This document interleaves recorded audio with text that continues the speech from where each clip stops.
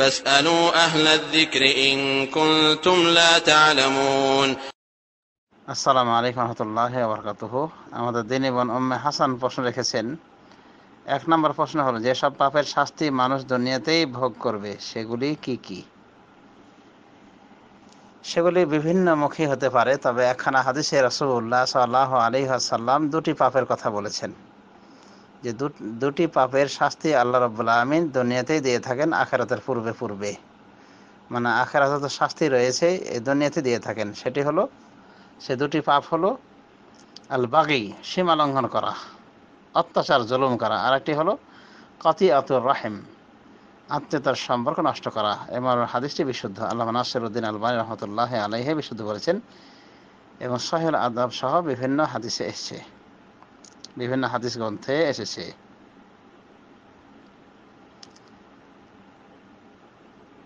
কোনোভাবে শিরিক করলে শিরিকের পাপ আল্লাহ রাব্বুল আলামিন প্রায়শ্চিত্ত হিসেবে, শিরিকের প্রায়শ্চিত্ত হিসেবে আল্লাহ রাব্বুল আলামিন এই দুনিয়াতে শাস্তি দিতে পারেন। যেমন মুশরিকদেরকে আল্লাহ রাব্বুল আলামিন এই দুনিয়াতে শাস্তি দিয়েছেন। আল্লাহ কি বলছেন? আল্লাযীনা আমানু ওয়া লাম ইয়ালবিসু ঈমানাহুম বিযুলম উলাইকা লাহুমুল আমনু ওয়া হুম মুহতাদুন। যারা ঈমান আনে এবং তাদের ঈমানকে শিরিক মিশ্রিত করে না, তাদের জন্যই রয়েছে নিরাপত্তা, ওয়া হুম মুহতাদুন, এবং তারাই হলো হেদায়েতপ্রাপ্ত।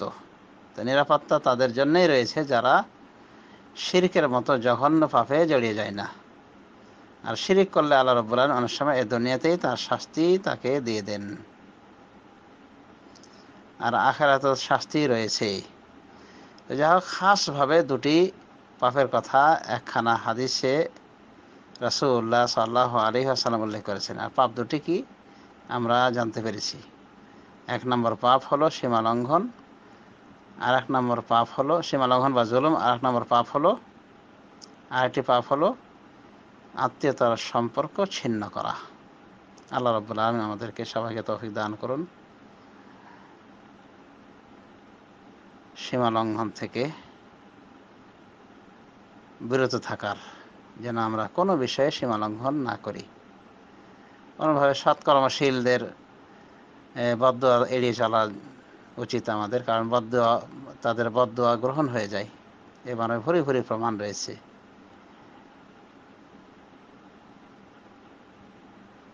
অনুভাবে জুলুম করলে সেটা তো উল্লেখ করাই হয়েছে, ইত্তাকি দাওয়াতুল মাজলুমে ওয়ালাউ কানা কাফিরান, তুমি মাজলুমের বদদোয়া থেকে বেঁচে থাকবে, ওয়ালাউ কানা কাফিরান, যদিও সে কাফের হয়। এভাবে রাসূলুল্লাহ সাল্লাল্লাহু আলাইহি ওয়াসাল্লাম সহিহ হাদিসের ভিতরে বলেছেন। সুতরাং জুলুমের যত প্রকার রয়েছে, সব জুলুমের শাস্তি আল্লাহ রাব্বুল আলামিন এই দুনিয়াতে দিতে পারেন পরকালের পূর্বে। তো আল্লাহ রাব্বুল আলামিন আমাদের সবাইকে হেফাজতে রাখুন, যেন আমরা না জুলুমের শিকার হয়, না আমরা কাউকে জুলুম করি। ফাদাল বিন আয়াদ রাহিমাহুল্লাহ তিনি বলেন যে, আল্লাহর কসম করে বলছি, লা ইয়াহিলু লাকা আন তুযিয়া কালবান ওয়ালা খিনজিরান বিগাইরি হাক্কিন ফাকাইফা তুযি মুসলিমান।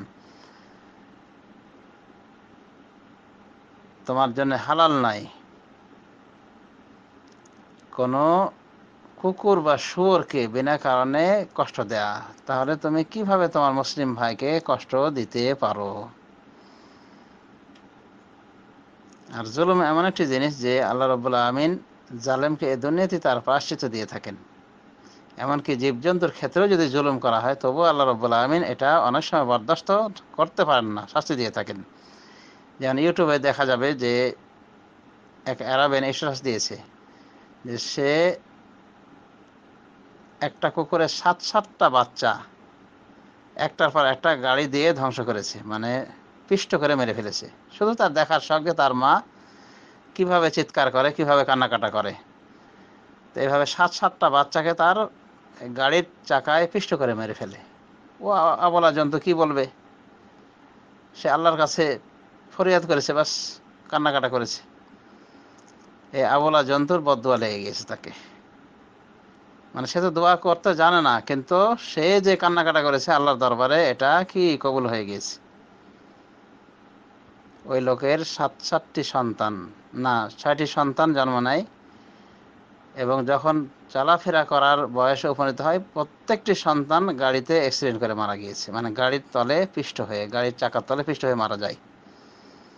তো 7 নম্বর সন্তানটি তার স্ত্রী পেটে থাকাকালীন সে আল্লাহর কাছে দোয়া করে, কাকুতি মিনতি করে এবং তার এই অপরাধের জন্যে আল্লাহর কাছে মাপ চায়। এরপরও সে শঙ্কিত যে হয়তোবা এই সন্তানটিও তার টিকবে না।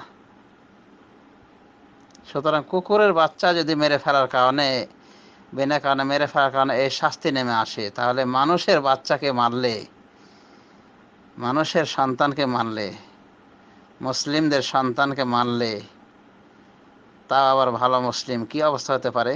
আল্লাহ রাব্বুল আমিন এই দুনিয়াতেই শাস্তি দিয়ে থাকেন এই সমস্ত জালেমদেরকে। আল্লাহ রাব্বুল আমিন সমস্ত জালেমকে শায়েস্তা করুন এবং সমস্ত মাজলুমদেরকে সাহায্য করুন। আমিন। সাল্লাল্লাহু আলা নবী মুহাম্মদ ওয়া আলা আলিহি ওয়া সাহবিহি আজমাইন।